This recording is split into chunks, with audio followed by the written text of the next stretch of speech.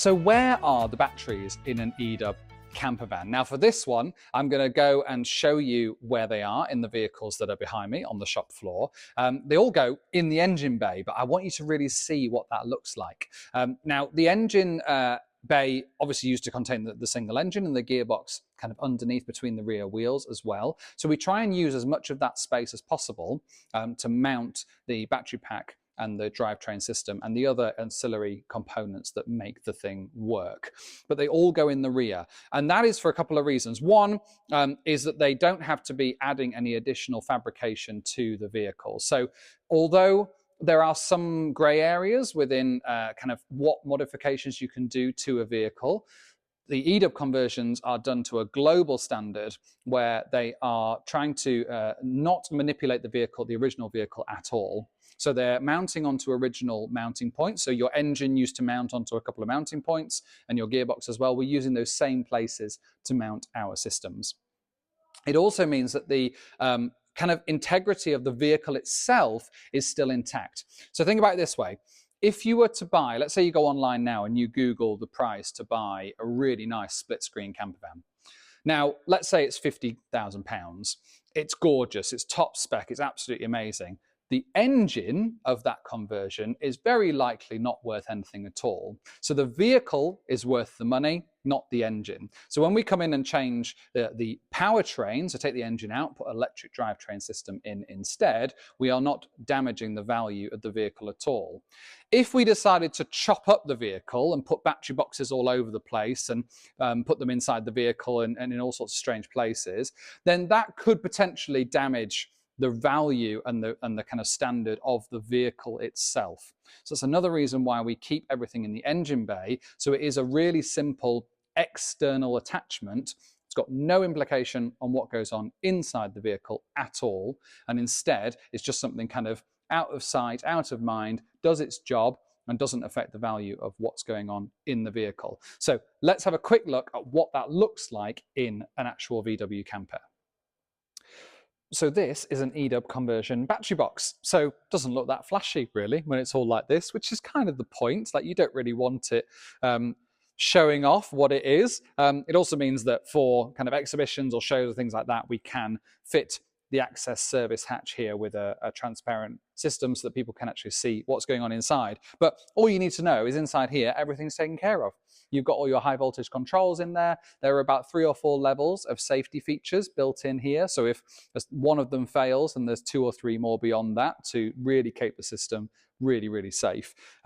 It's built into an aluminium painted box that's in 3 different sections that allows us to customize the size and shape depending on the battery pack that we're installing, size of battery. And then it's on a steel subframe section there that actually attaches onto the subframe that we install as well into the vehicle. So everything here, it fits very snug inside the engine bay. So we've done a lot of measurements to actually figure out how that needs to match up and make sure that it fits all really, really precisely. But everything here is exactly how it needs to be. We know exactly the clearances on every side. It's designed to fit into the smallest space of all the vehicles. So that's a split screen camper. The bay window campers have actually a bit of a larger engine bay, but that gives you just more space to access stuff, which is much easier for our installation team as well. So this is the box itself. Now let's have a look at what it looks like in the vehicle. So this is the space that it goes into. So this is the original engine bay section.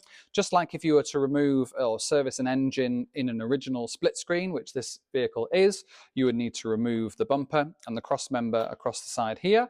And then what we do is we connect our own custom subframe onto the engine mounting spaces, which traditionally in a split screen would have been at the back. But you've got some chassis rails where the bumper actually mounts to. So your bumper is strengthened through a chassis rail, which we connect to on the sides.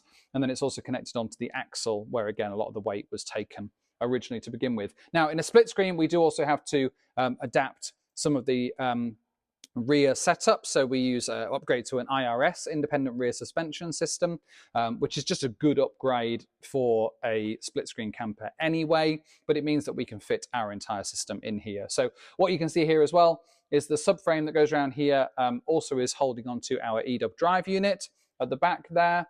And then on the top, we've got our eDub drive unit inverter. We've got a combined charger DC-DC inverter DC converter, and then we've got our DC AC Honda inverter as well. And then we've got our eDub control board on the side where the leisure battery, or sorry, where the starter battery used to be, and then we have our custom cooling system on the side here as well. So lots of features in here, and they all kind of get not crammed in. It's definitely got smoother over the years, but this is all how it goes together and where it fits. Now let's have a quick look at what it looks like when it is installed.